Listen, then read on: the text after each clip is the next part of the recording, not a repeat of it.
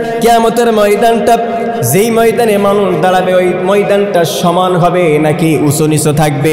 আল্লাহ রাব্বুল আলামিন সে কথা কোরআনুল কারীমের ২০ নম্বর সূরা তাহা ১০৭ নম্বর আয়াতে আল্লাহ রাব্বুল আলামিন বলছেন, লা তারা ফিহা ইওয়াজাও ওয়ালা আমতা।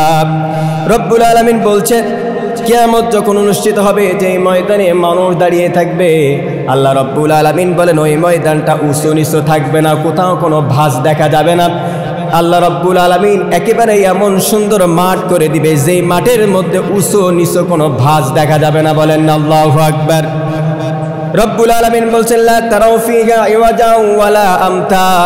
বান্দা ওই দিন, যেই দিন তোমরা দাঁড়াবে ওই ময়দানটা হবে একবারে সমান। ভয় করো সেই দিনের কথা। আর যার পরে দাঁড়াবে সেটা হবে তামার ময়দান। বলেন কিসের ময়দান? তামার ময়দান, উত্তপ্ত তামা। এখন বলেন তো ওই দিন আল্লাহ রাব্বুল আলামিন তার যেই বিশাল বড় সূর্য, যেই সূর্যের তাপ আমরা নেই, যেই সূর্যের কারণে আমরা দিনের আলো দেখতে পাই, আল্লাহ রাব্বুল আলামিন বলেন কিয়ামতের দিন এই সূর্যটা মানুষের মুঠো হাত মাথার উপরে চলে আসবে। প্রত্যেকটা মানুষের মাথার ঘিলুগুলো তকবক তকবক করে ফুটতে থাকবে, ভাতের মাড়ির মতো কান দিয়ে নাক দিয়ে টপ টপ করে জমিনে পড়তে থাকবে। এমন একটা মুহূর্ত, এমন একটা সময় আপনার আমার সামনে আসবে কি আসবে না? আসবে। এই জন্য আল্লাহ রাব্বুল আলামিন বলছেন ভয় করো ওই দিনের কথা, যেই দিন তোমার সাহায্য করার মতো কেউ তোমার পাশে থাকবে না। কিয়ামতের দিন মানুষ হুফাতান হয়ে দাঁড়াবে, অর্থাৎ খালি পায়ে, কোনো স্যান্ডেল থাকবে না, জুতা থাকবে না, একেবারে খালি পায়ে কিয়ামতের দিন আল্লাহ তাআলা সকল বান্দাবান্দীদেরকে দাঁড় করায় দেবেন। আল্লাহু আকবার। দ্বিতীয় নম্বর আল্লাহ রাব্বুল আলামিন বলছেন ওরাতান, অর্থাৎ সমস্ত মানুষ নেকেড অবস্থায় থাকবে। কোনো মানুষের গায়ে কোনো জামা কাপড় থাকবে না, সব থাকবে নেকেড। বলেছেন কে? আল্লাহ তাআলা। বিশ্বনবীর প্রিয়তমা স্ত্রী মা আয়েশা সিদ্দিকা রাদিয়াল্লাহু তাআলা আনহা তিনি বলেছেন, ইয়া রাসূলুল্লাহ, সেদিন আমি আয়েশা আমার অবস্থাটা কেমন হবে? আমিও কি সেদিন উলঙ্গ থাকবো? আমার নবী বললেন, হ্যাঁ আয়েশা তুমিও থাকবে উলঙ্গ। আয়েশা তুমিও থাকবে উলঙ্গ।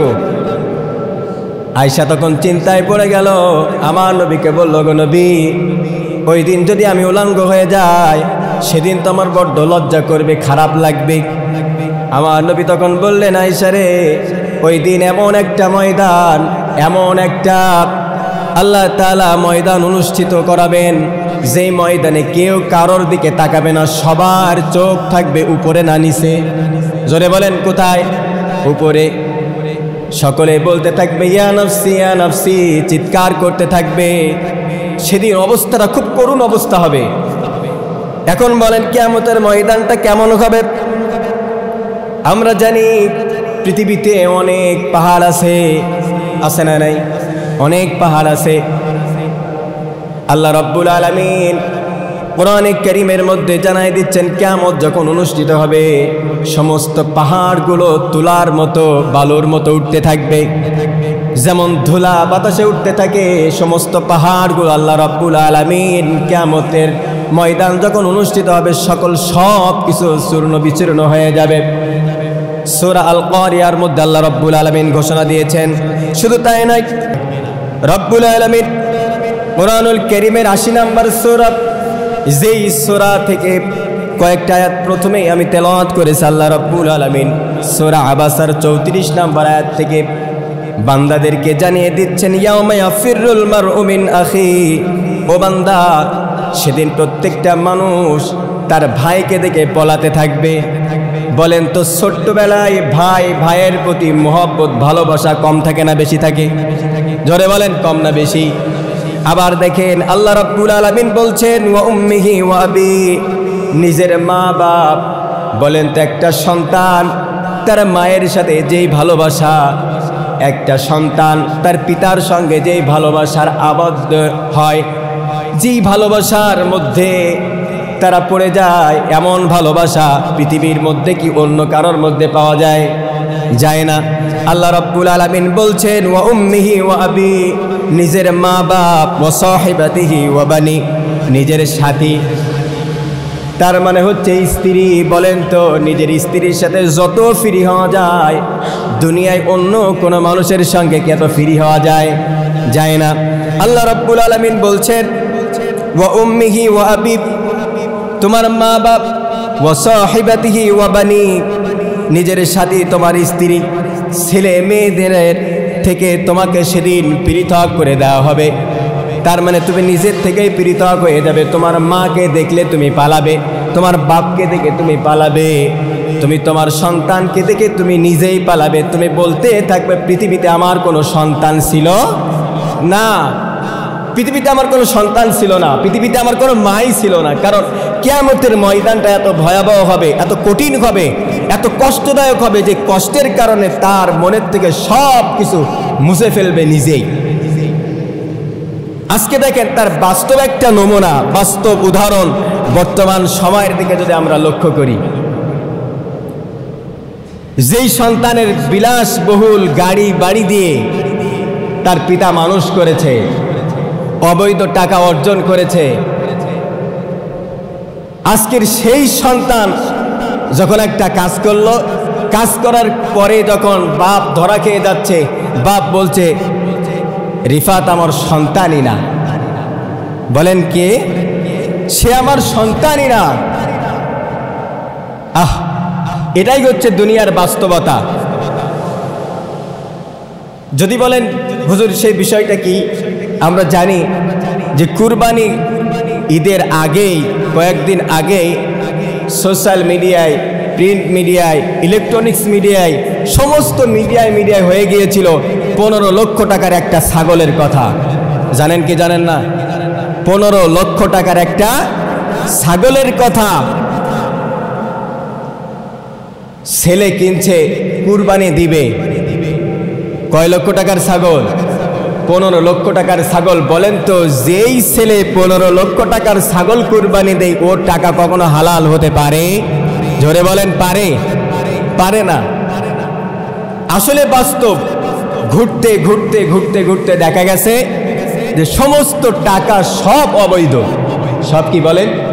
অবৈধ।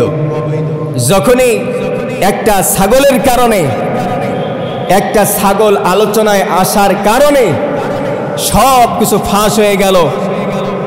এই ছাগলটা কিনলো নিজের সন্তান, কি করবে? কুরবানি দিবে। এখন টাকা তো দিয়েছে বাপ, নাকি? বাপের টাকায় ছাগল কিনছে। ছাগল কেনার পরে যখন বাপ ধরা খেয়ে যাচ্ছে, বাপ বলছে মুশফিকুর রহমান ইফাত নামে আমার কোনো সন্তানই নাই। এটা কিয়ামতের আলামত কিনা বলেন? কিয়ামতের একটা আলামত। আজকে দেখেন নিজের চোখে নিজের সামনে জাতি দেখছে তার সন্তান, কিন্তু পিতাই বলছে যে আমার সন্তান না। তাহলে এই যে দ্বারা ইয়াউমা ইয়াফিরুল মারউ মিন আখিহি ওয়া উম্মিহি ওয়া আবিহি ওয়া সাহিবাতিহি ওয়া বানি, বলেন তো এই আয়াতের সাথে বর্তমান যেটা ঘটছে এই আয়াতের মিল আছে না নাই? জোরে বলেন আছে না নাই? আছে। তাহলে দেখেন আমরা কত বড় অসহায়। জীবনের সব কষ্ট পরিশ্রম, জীবনের সব আকাম কুকাম, যত অবৈধ টাকা সব নষ্ট করে দিল একটা ছাগলে। কথা বলেন ঠিক না বেঠিক? কথায় আছে না? এক সময় শুনছিলাম কোটি টাকার বাগান খায় 1 টাকার ছাগলে, কিন্তু আজকের দেখি 1000 কোটি টাকার বাগান খেলো 15 লক্ষ টাকার ছাগলে। একটা ছাগলই আজকে তার জীবনটাকে তছনছ করে দিল। বলছি সেই ব্যক্তির কথা, বলছি সেই জনের কথা যাকে বলা হয়, যাকে আমরা চিনি অনেকেই, এখন চিনতেছে, আগে চিনতাম না। বলছি জাতীয় রাজস্ব কর্মকর্তা, এনবিআর এর কর্মকর্তা, পাশাপাশি সোনালী ব্যাংকের পরিচালকও তিনি, মতিউর রহমানের কথা। সোশ্যাল মিডিয়ায় এটা নিয়ে বড় তোড়পাড়, বড় কি তোড়পাড়। কিন্তু এর কয়েকদিন আগে একটা সাপ নিয়ে তোড়পাড় ছিল, রাসেল ভাইপার। এখন সাপকে কন্ট্রোল করতে গেলে সেই পরিমাণ কি লাগবে? বেজি লাগবে। আর তার চাইতে বড় মারাত্মক হচ্ছে এই সকল দুর্নীতিবাজ নামক রাসেল ভাইপার। এদেরকে নিধন করতে গেলে যেই পরিমাণ বেজি লাগবে আসলে সেই পরিমাণ বেজি নাই। কারণ এই ক্যাটাগরিতে রাসেল ভাইপার সবচেয়ে বেশি। কথা বলেন ঠিক না বেঠিক? এই রাসেল ভাইপারগুলো ধ্বংস করতে হলে সেরকম মানের বেজি লাগবে, কিন্তু সেই বেজিগুলো আসলে নাই। রাসেল ভাইপার সাজতে যায় সবাই, কিন্তু যেমন আজকে এই কর্মকর্তার একটা ছাগলেই জীবন তছনছ করে দিল। বলেন তো, আমরা জানি যে কিরামান কাতিবিনা ইয়ালামুনা মা তাফআলুন, প্রত্যেকজন ব্যক্তির কাছে দুইজন করে সম্মানিত ফেরেশতা আছে না নাই? সমস্ত ভালো কাজ খারাপ কাজ লেখার জন্য। এখন বলেন তো, তারা সাক্ষী দেওয়ার আগেই একটা ছাগলে যা করলো, ফেরেশতার কি বেশি সাক্ষী দেওয়া লাগবে? কারণ দুনিয়ার থেকে তার আমলনামা সব কিছু আল্লাহ তাআলা ওপেন করে দিয়েছে 15 লক্ষ টাকার একটা ছাগলের কারণে। আজকে দেখেন আয়াতের সঙ্গে মিলান, আল্লাহ তাআলা বলছেন ইয়াউমা ইয়াফিরুল মারউ মিন আখিহি ওয়া উম্মিহি ওয়া আবি ওয়া সাহিবাতিহি ওয়া বানি লিকুল্লি ইমরিইম মিনহুম ইয়াউমা ইযিন শাআনুন ইউগনি। রব্বুল আলামিন বলছেন তোমার ভাই তোমার সেদিন আপন হবে না, তোমার পিতামাতা তোমার কাছে সেদিন আপন হবে না, সেদিন তোমার স্ত্রী তোমার ছেলে মেয়েরা সেদিন তোমার কাছে কি হবে না? আপন হবে না। সবাই তোমাকে পর করে দিবে, আমার সন্তান ছিল না, আমার পিতা ছিল না। এরকম ভাবে চিল্লাইতে থাকবে, বলতে থাকবে, আর একটা শব্দ সেদিন ব্যবহার করবে, আল্লাহর কাছে বলবে ইয়া নফসি ইয়া নফসি, আল্লাহ তুমি আমারে কি করো? তুমি আমারে বাঁচাও। আজকে দেখেন সে কিন্তু ছেড়ে দে মা কেঁদে বাসি, এমন একটা অবস্থা। জনগণ কিন্তু ল্যাংটা করে ছাড়ছে। বলেন তো, আপনি আমিও যদি এইরকম আকাম কুকাম করতে থাকি, কোনো একটা কারণে, তার হয়েছে ছাগলের কারণে, হয়তোবা আপনার আমার কোনো মুরগির কারণেও হলে হতে পারে কি পারে না? আল্লাহ চাইলে পারে। ছোট ছোট বিষয়ের মাধ্যমে আল্লাহ তাআলা বান্দার সকল কুকর্মকে ফাঁস করলেও করতে পারে, এটা তার বাস্তব নমুনা। আজকে দেখেন কোথায় কত সম্পদ আছে, এতদিন 180 মাইল বেগে সে আকাম কুকাম করে আসছে, অবৈধ অর্জন করেছে, কিন্তু দেখেন মাত্র 1 থেকে 1.5 সপ্তাহের ব্যবধানে যে মানুষগুলো ছিল সবচেয়ে আপন, বুকে বুক মিলাতো, একই ছাদের নিচে থাকতো, আজকের সেই মানুষগুলো তাকে চিনছে না। এটাই হচ্ছে বাস্তবতা, এটাই হচ্ছে কি বাস্তবতা। আজকের সংবাদ মাধ্যমে এভাবে বলছে যে 1-1.5 সপ্তাহ আগে এই কর্মকর্তার যেই মানুষগুলো ছিল সব থেকে আপন, আজকের সেই মানুষগুলো তাকে দূরে সরিয়ে দিচ্ছে, তার আপন বলতে সে কাউকে পাশে পাচ্ছে না। আল্লাহু আকবার বলেন। এর থেকে শিক্ষা নেওয়া দরকার আছে না নাই? আজকের আপনি 1000 টাকা 5000 টাকা 5 লাখ 5000 কোটি টাকা মারবেন, দুনিয়ায় আপনি বেইজ্জতি হবেন, আখিরাতে তো হবেনই, এতে কোনো সন্দেহ আছে? আল্লাহর অনেক ওলি আছে না নাই? এরকম টাকা মেরে খায় আছে না নাই? আছে। তবে হ্যাঁ, এমন একটা সময় আসবে যেদিন দেখবা তুমি ধরা খেয়ে যাবা, তোমার পাশে কেউ নাই, তুমি মনে করছো আমি ভালো ভালো কাজ করে যাচ্ছি, কিন্তু না, তোমার ওই ভালো কাজের মধ্যে যদি শয়তানি থেকে থাকে, ওই শয়তানিটাও আল্লাহ তাআলা একদিন না একদিন মানুষের সামনে উন্মোচন করবেন কি করবেন না? কিন্তু আল্লাহ তাআলা দেখেন বান্দা ঠিক হয় কিনা। আল্লাহ চায় না বান্দাকে বেইজ্জতি করতে, আল্লাহ চায় না বান্দাকে মানুষের সামনে সব কিছু প্রকাশ করে দিতে, কিন্তু আল্লাহ তাআলা একটুখানি নমুনা দেখায়, বান্দা যেন ঠিক হয়, বান্দা যেন ফিরে আসে। রহমানের বান্দা, তারা তো আমার বান্দা, তারা তো আমার গোলাম, আমি তো তাদেরকে বানিয়েছি, তাদের জন্য আমার বড্ড মায়া হয়, তাদের জন্য বড্ড পড়ে আমার। কে বলে? আল্লাহ। তিনি বলছেন আর রহমান আল্লামাল কুরআন খালাকাল ইনসান আল্লামাহুল বায়ান। তিনি আমাদেরকে বায়ান শিখিয়েছেন, বক্তব্য শিখিয়েছেন। আর এই বক্তব্যটা হবে কার জন্য? জোরে বলেন কার জন্য? আর এই বক্তব্যটা দেয় কার জন্য? মানুষের জন্য। আপনার আমার এই জবানটা ব্যয় করি মানুষের পিছে, মানুষের জন্য, কিন্তু এই জবানটা ব্যয় করার কথা ছিল কার জন্য? আল্লাহর জন্য। আজকের দেখেন এই রাজস্ব কর্মকর্তার পাশে কেউ নাই। আজকে দেখেন সোনালী ব্যাংকের পরিচালকের দায়িত্বেও ছিল, এখন কাজকর্ম হচ্ছে, তাকে ডাকছেও না, তার কথা কেউ স্মরণও করছে না। এটাই দুনিয়ার বাস্তবতা। 2 জন স্ত্রী যে সন্তানদেরকে বিদেশের মাটিতে কোটি কোটি টাকা খরচ করে পড়াচ্ছিল, সেই সন্তানেরাও বলছে যে আমার পিতাই নাই, পিতার বিচার হোক। কিন্তু 1.5 সপ্তাহ আগে ওই পিতার টাকা না হলে কিন্তু সে চলতে পারে নাই। সে পিতার সাথে কথা না বলে সে থাকতে পারে নাই, স্ত্রীরা তার সঙ্গে ছিল, এখন স্ত্রীরাও বলছে তার বিচার হোক। এটাই বাস্তবতা, এটাই বাস্তবতা। এরকম বড় বড় রাসেল ভাইপার ধরা পড়ছে এবং আগামীতে ধরা পড়বে ইনশাআল্লাহ। শুধু সময়ের অপেক্ষা। যে যতদূর বাড়াবে আল্লাহ তাআলা ঠিক তার জায়গা মতো ওই জায়গায় তার বাড়ানোটা কি করবে, স্টাফ করে দিবে, কারণ তিনি উত্তম কৌশলদাতা। ওয়া মাকারাল্লাহু ওয়াল্লাহু খায়রুল মাকিরিন। তোমরা চক্রান্ত করবে, মনে করবে যে আমার চাইতে বড় চক্রান্তবাদী আর কেউ নাই, কিন্তু আল্লাহ তাআলা এমন একজন রব, যে রব বলছেন তুমি যতই কৌশল করো না কেন, চক্রান্ত করো না কেন, উত্তম কৌশলদাতা তো আরশের মালিক আল্লাহ। আল্লাহু আকবার বলেন। এই জন্য সতর্ক হওয়ার দরকার আছে না নাই? জোরে বলেন আছে না নাই? আজকের এই কর্মকর্তার সঙ্গে আজকের সূরা আবাসার এই 34 নম্বর আয়াতের সাথে মিল আছে না নাই? একটুখানি মিলান। কোরআন এমন একটা কিতাব, যেই কিতাবের মধ্যে আপনি অতীত পাবেন, বর্তমান পাবেন, ভবিষ্যৎ পাবেন কি পাবেন না? জোরে বলেন পাবেন কি পাবেন না?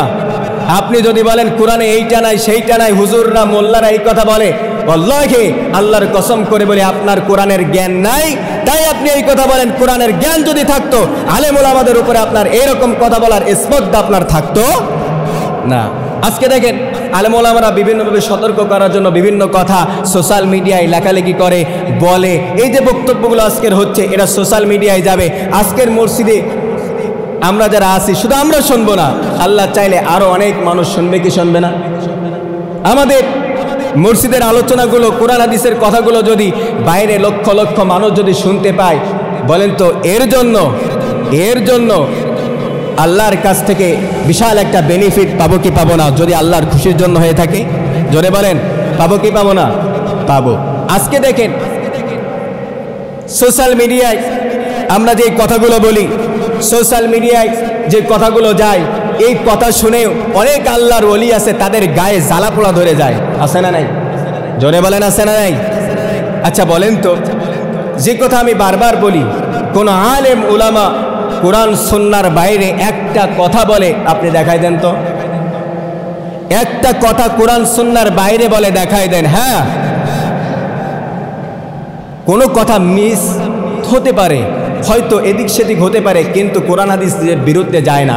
হয়তোবা কোরআনের কোনো কথা বলতে গেলে ভাষার দিক থেকে হোক, বাচনভঙ্গির দিক থেকে হোক, হয়তো ত্রুটি হতে পারে, কিন্তু আপনি 2 ঘন্টার আলোচনা শুনলেন, যে ব্যক্তি 2 ঘন্টার আলোচনা করলো, একটা মিস ইনফরমেশন হয়তো হতে পারে, হয় না তা না, হতে পারে, কিন্তু আপনি 2 ঘন্টার আলোচনাকেই অস্বীকার করতে পারেন না। পারেন না। কিন্তু দেখেন আজকের আফসোস লাগে তাদের জন্য, সোশ্যাল মিডিয়ায় যখন আমরা বিভিন্ন লেখালেখি করি, বিভিন্ন বক্তব্য যখন ছেড়ে দেই, যে না আসলে মানুষদের এই কথাগুলো শুধরানো দরকার, এই কাজগুলো থেকে বেরিয়ে আসা দরকার, কারণ এই কাজগুলো আল্লাহ বিদ্বেষী, রাসূল বিদ্বেষী, কোরআন বিদ্বেষী, এই কাজগুলো করা যাবে না। এই কথাগুলো যখন বলা হয়, দেখবেন একদল আল্লাহর ওলি তারা কি করে, তারা নিজেরা পারে না, মানুষদেরকে লেলায় দেয়। কারণ সমাজে কিছু মানুষ সহজ সরল থাকে, যে মানুষগুলো খুব উগ্র মেজাজের, আছে না নাই? তারা কি করে, এরা হচ্ছে সমাজের শিক্ষিত শয়তান। এরা কি করে, এরা সামনে যায় না। দেখবেন পশ্চিমারা তারা কিন্তু ব্রেন খাটিয়ে কাজ করে। তারা কি করে, মুসলমানদেরকে দিয়ে মুসলমানদেরকে নিধন করার চেষ্টা করে, কি করে না? আজকে দেখেন এমন একটা দেশ যার নাম নিলে ফেসবুক ইউটিউবে গেলে পরে সঙ্গে সঙ্গে স্ট্রাইক মারছে, ওই জায়গায় রিচ হচ্ছে না, মানুষ দেখতে পাচ্ছেন, আমি নাম নিচ্ছি না। এমন একটা দেশ, তারা আমার কলিজার ভাইদেরকে মেরে তারা দুনিয়ার থেকে বিদায় করে দিচ্ছে। আমরা সোশ্যাল মিডিয়ায় দেখছি দীর্ঘ 8টি মাসেরও বেশি যুদ্ধ হচ্ছে কি হচ্ছে না? হচ্ছে। বলেন তো এত পাওয়ার পায় কি করে? তার চতুর্দিক দিয়ে তো সব আমরাই, পায় কি করে? নিশ্চয়ই বুঝতে হবে চতুর্পাশে সব মুসলমান না, কিছু কিছু মুনাফিকও আছে না নাই? জোরে বলেন আছে না নাই? কিছু কিছু শিক্ষিত শয়তান আছে, এদের দ্বারাই এই কাজগুলো তারা করে যাচ্ছে। ঠিক তেমনিভাবে সমাজেও এরকম কিছু শিক্ষিত শয়তান আছে, যারা বলে হুজুরের কথা, কি কথা শোনো নাই? হুজুর তোমারে বলছে, সবাইরে বলছে, আমাদেরকে বলছে, হুজুর আমাদেরকে ন্যাংটে করে ছাড়ছে, এই আলেম আমাদেরকে এই কথা বলছে, বলে কি বলে না? জোরে বলেন বলে কি বলে না? আর সমাজের সহজ সরল মানুষগুলো না বুঝে হুজুরদেরকে বিভিন্ন কায়দায় গালিগালাজ করে, বিভিন্ন ভাষায় হুজুরদেরকে ট্যাগ লাগায়, তাদের নামের পিছে আসে না নাই? আছে। প্রিয় ভাইরা আবার, যতই ট্যাগ লাগান, যতই হুজুরদেরকে বদনাম করেন, কোনো যায় আসে না। হুজুররা কার ভয় করে? জোরে বলেন, কার ভয় করে? এই জায়গায় যদি আমাদের খতিবগিরি না থাকে, আমাদের খাওয়া জুটবে না? জোরে বলেন, জুটবে না? আরে ভাই, সারা মাস নামাজ পড়ায় যা পাই, আল্লাহর কোরআনের কথা বলার জন্য স্টেজে যখন উঠি, তার সেইটা ডবল ডবল আল্লাহ দেয় কি দেয় না? কথা কয় না? দেয় কি দেয় না? তাহলে আল্লাহ তাআলা ইজ্জত বেশি রাখছেন না কম রাখছেন? 2-5 জনে যদি বেইজ্জতি করার চেষ্টা করে, আল্লাহ তাআলা বলেন, বান্দা তোর জন্য তো আমি লক্ষ লক্ষ মানুষের কাছে সম্মান রেখে দিয়েছি। বলেন না আল্লাহু আকবার। আজকে দেখেন সমাজে এগুলো হচ্ছে, সমাজের বাস্তব চিত্র। আজকের আলেমদেরকে দেখলে নাক ছিটকায়, আলেমদেরকে নিয়ে কটাক্ষ করে, আলেমদের একটা ফেসবুক স্ট্যাটাস নিয়ে কত তোলপাড়, কত কিছু। আচ্ছা বলেন তো, কোন আলেম কি বলে যে আব্দুর রহমান তুমি সুদখোর? বলছে? কথা কয় না? বলছে কোনোদিন? কি আব্দুর রহিম তুমি ঘুষখোর, তুমি জেনাখোর? নাম ধরে বলছে কারণ? আচ্ছা বলেন তো, আমি এই জায়গায় যদি বলি যে সভাপতি বলেন, আমার মসজিদে কি সভাপতি আছে না?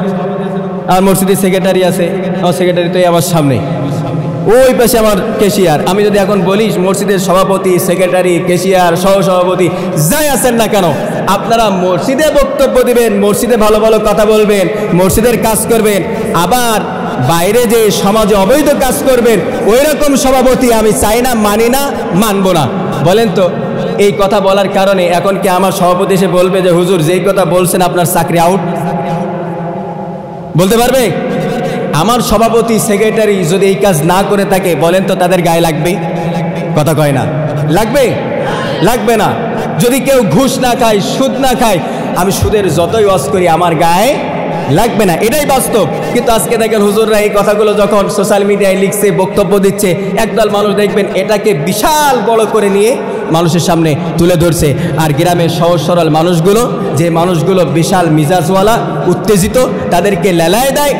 আর তারা কি করে? আলেমদের উপরে খেপে যায়, বিভিন্নভাবে গালিগালাজ করে। কিন্তু বুঝতে হবে সেই সকল যুবকদের, বুঝতে হবে সেই সকল মানুষদের, তোমাদেরকে যেই শিক্ষিত শয়তানেরা কথা দিয়া, মারপ্যাচ দিয়া তোমাদেরকে ভুলভাল বুঝায়া ইমামদের প্রতি, আলেমদের প্রতি এরকম বিদ্বেষ, অহংকার করা শেখায়, বুঝতে হবে তারা তোমার কখনো ভালো চায় না, তারা তোমাকে জাহান্নামে নিতে চায়। কথা বলেন ঠিক না বেঠিক? কারণ কিয়ামতের দিন আল্লাহ রাব্বুল আলামিন বলবেন, ইয়াউমা নাদউ কুল্লা উনাসিম বিইমামিহিম ফামান উতিয়া কিতাবাহু বিয়ামিনিহি ফাউলাইকা ইয়াকরাউনা কিতাবাহুম ওয়া লা ইউযলামুনা ফাতিলা। রব্বুল আলামিন সূরা বানী ইসরাঈলের মধ্যে বলছেন, কিয়ামতের দিন যে ভয়াবহ দিনটা হবে, মানুষের পায়ের নিচে কোনো জুতা থাকবে না, স্যান্ডেল থাকবে না, ওই ময়দানটা হবে তামার। শুধু তাই নয়, মানুষের শরীরে কোনো পোশাক থাকবে না, নেকেট থাকবে, উলাঙ্গ থাকবে। ওই দিন বান্দা, যেদিন তোমাদের হিসাব নিকাশ শুরু হয়ে যাবে, সেদিন বলা হবে তুমি কোন নেতার অনুসরণ করতে, তুমি তোমার নেতা সহ, তুমি তোমার অভিভাবক সহ উঠে আসো। বলেন তো, সেই দিন ওই সকল নেতার পিছে যদি আপনি যান, আপনি জান্নাতি না জাহান্নামী? জোরে বলেন, জাহান্নামী। এই জন্য কথা বলতে হবে বুঝে শুনে, দৌড়াইতে হবে বুঝে শুনে। হে যুবক, তোমাদেরকে বলতে চাই, আজকের তোমরা অনেক দিক থেকে এখন অবুঝ আছো। তোমাদেরকে সমাজে কিছু নেতারা তাদের নেতৃত্বকে টিকিয়ে রাখার জন্য, ভবিষ্যতে তারা নেতা হওয়ার জন্য তোমাদেরকে কি করে? একটা বল কিনে দেয়, একটা খেলার আয়োজন করে, একটা গানের আয়োজন করে। কারণ যুবকদের যদি একটা গানের আয়োজন করা হয়, যুবকরা দেখবেন বিশাল, এই নেতার চরিত্র ফুলের মতো পবিত্র, বলে কি বলে না? আর নেতারা এইটা সুযোগ কাজে লাগায়, দেখে যে এই যুবকরা যদি আমার সাথে থাকে, এদেরকে নিয়ে যদি কাজ করতে পারি, আমি আগামী দিনে নেতা। ভাবে কি ভাবে না? কিন্তু মানুষ এখন বুঝতে শিখেছে, মানুষও জানে এই সেই বড্ড বড় শয়তান, যেই শয়তান নাচের মঞ্চেও থাকে, এই শয়তান আবার মসজিদেও আগে আগে থাকে, এই শয়তান আবার মাহফিলের মঞ্চেও আগে আগে থাকে। মানুষ চেনে না? মানুষ চেনে, এখন জানে, বোঝে। যতই তুমি বাড়াবাড়ি করো না কেন, মানুষ তোমাকে সামনাসামনি কিছু বলে না, কিন্তু হেফাজত করো, বলে কি বলে না? আল্লাহর এমন এমন ওলি আছে, এমন এমন বান্দা আছে, দেখবেন আমরা দোয়া করি মনে মনে যে আল্লাহ এই জালেম থেকে, এই স্বৈরাচারী থেকে তুমি আমাদেরকে রক্ষা করো, বলি কি বলি না? জোরে বলেন, বলি কি বলি না? অনেকজন মরে যায়, আমরা যখন শুনি ইন্না লিল্লাহ করি না, বলি আল্লাহ তুমি নিয়েছো, ভালো কাজ করছো, অনেক মানুষ বেঁচে গেছে, বলি কি বলি না? অনেক আল্লাহর ওলি যায় ইন্না লিল্লাহি ওয়া ইন্না ইলাইহি রাজিউন বলি, তার জন্য চোখের পানি ফেলি, দোহাত তুলে দোয়া করে, আল্লাহ এমন একজন বান্দাকে তুমি তুলে নিয়েছো, আল্লাহ বান্দাকে তুমি মাফ করে দিও, বলি কি বলি না? তাহলে দুইজনের মধ্যে পার্থক্য আছে না নাই? জোরে বলেন, আছে না নাই? প্রিয় ভাইয়েরা আমার, এই জন্য প্রত্যেকটা বান্দার হাতে আল্লাহ তাআলা এক একটা কিতাব তুলে দিবেন, আমল নামা তুলে দিবেন। সে কথা আল্লাহ তাআলা কোরআনে বলছেন, ইকরা কিতাবাক কাফা বিনাফসিকা আল-ইয়াওমা আলাইকা হাসিবা। কিয়ামতের দিন আল্লাহ তাআলা বলবেন, ইকরা পড়ো কিতাবাক, তোমার কিতাব। বলেন কার কিতাব? তোমার কিতাব। সেদিন কারোর প্রমাণ লাগবে না, নিজের সাক্ষী নিজেই, নিজের প্রমাণ দিতে নিজেই যথেষ্ট। আল্লাহু আকবার বলেন। সেদিন বলা লাগবে না যে ভাই চল যাই জজ করে দে, আমার পক্ষে তো সাক্ষী দে, সেদিনকে বলা লাগবে? লাগবে না। আল্লাহ তাআলা বলবেন যে বান্দা তুমি তোমার আমল নামা তুমি দেখতে পাবে, তুমি আমল নামায় কি করেছো, তুমি তোমার ওই ডায়েরির মধ্যে দেখতে পাবে তুমি যা যা করেছো সব কিছু লেখা আছে। কারণ আমার সম্মানিত দুইজন ফেরেশতা তোমার জীবনের সকল সব কিছু তারা ডায়েরি করে রেখেছে। আল্লাহু আকবার বলেন। প্রিয় ভাইয়েরা আমার, আল্লাহ তাআলা আমাদের সকলকে যেন এই সকল কাজগুলো থেকে আল্লাহ তাআলা যেন আমাদেরকে হেফাজত করেন, বলেন আমিন। প্রিয় ভাইয়েরা আমার, মূল আজকের আলোচনার পয়েন্ট হচ্ছে একটাই, 1000 কোটি টাকার সম্পদ খেল 15 লক্ষ টাকার ছাগলে। ঠিক সেরকমভাবে বলি, হাজার হাজার টাকা আপনি দান করেন, লক্ষ লক্ষ টাকা আপনি দান করেন, আপনি আপনার জীবনে বহুত সেজদা দিয়েছেন, আপনি আপনার জীবনে একবার হজ করেন নাই, 4-5 বার হজ করেছেন, আপনি আপনার জীবনে অনেক ভালো ভালো ইবাদত করেছেন, কিন্তু আপনার যেই ইবাদত, আপনার যেই তাকওয়া, ওই তাকওয়ার মধ্যে ঘাটতি হচ্ছে এই, আপনার সম্পর্ক ছিল তাগুতের সঙ্গে, আপনার সম্পর্ক ছিল কাফেরদের সঙ্গে, আপনার সম্পর্ক ছিল মুনাফিকদের সাথে। আপনার কোনো আমল, আপনার কোনো দান, আপনার কোনো সদকা, আপনার কোনো কুরবানি আল্লাহর কাছে মঞ্জুর হবে? বলেন হবে না। প্রিয় ভাইয়েরা আমার, এই জন্য সব থেকে বড় বিষয়টা হচ্ছে এই জায়গাটা কি করা? সাফ করা। কারণ আমরা যাই করি না কেন, আমরা একত্ববাদের ঘোষণা দিয়েছি, আমরা এক আল্লাহর গোলামি করি, দ্বিতীয় কোনো কারোর গোলামি করি না।